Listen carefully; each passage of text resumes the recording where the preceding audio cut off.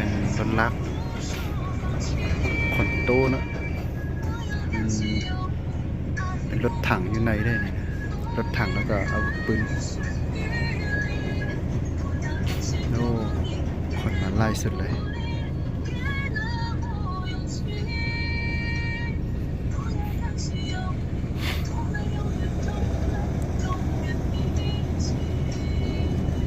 พลรถถัง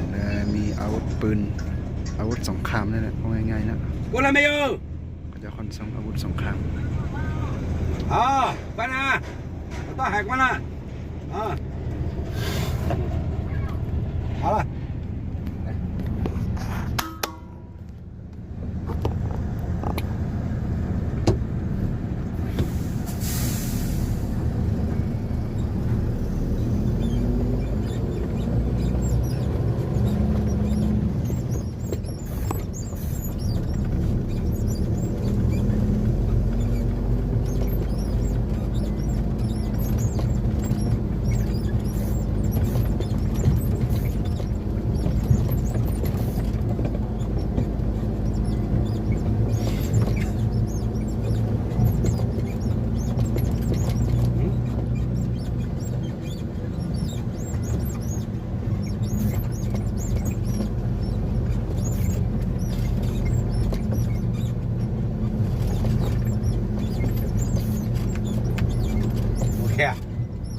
ใส่เลย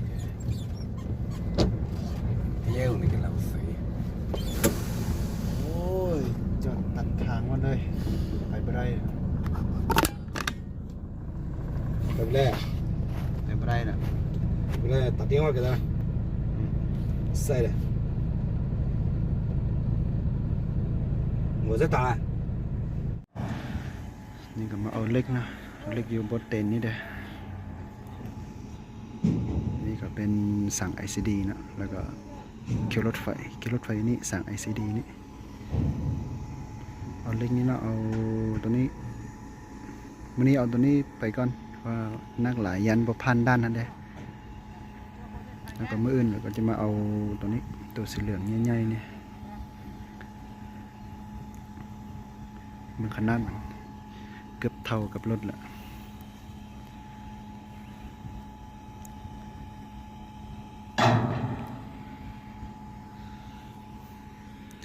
เดินแถวนี้ก็กว้างเนาะเดินแถวนี้รถจกก็กำลังจกดินอันเจือนนั่น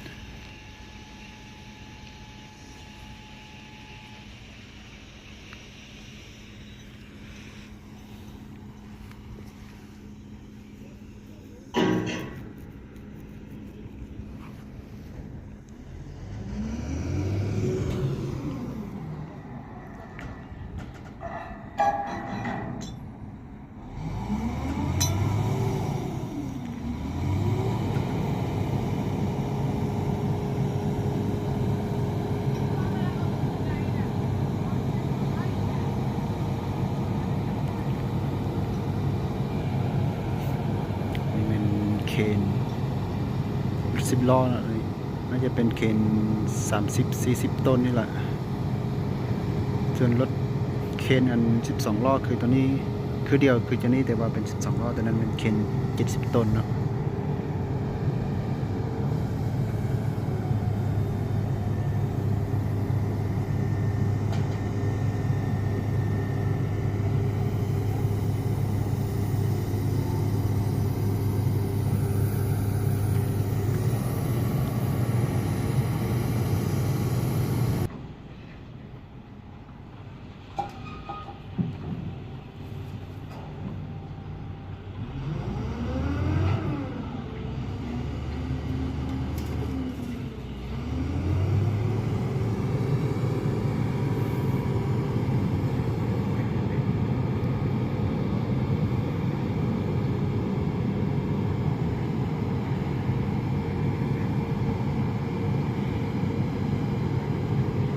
钢线没有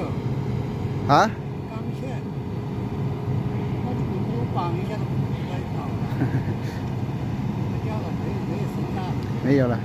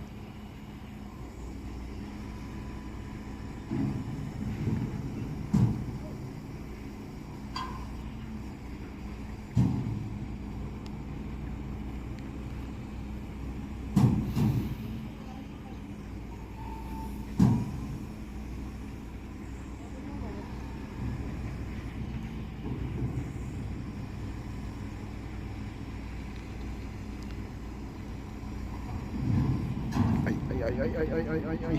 ยอันตราย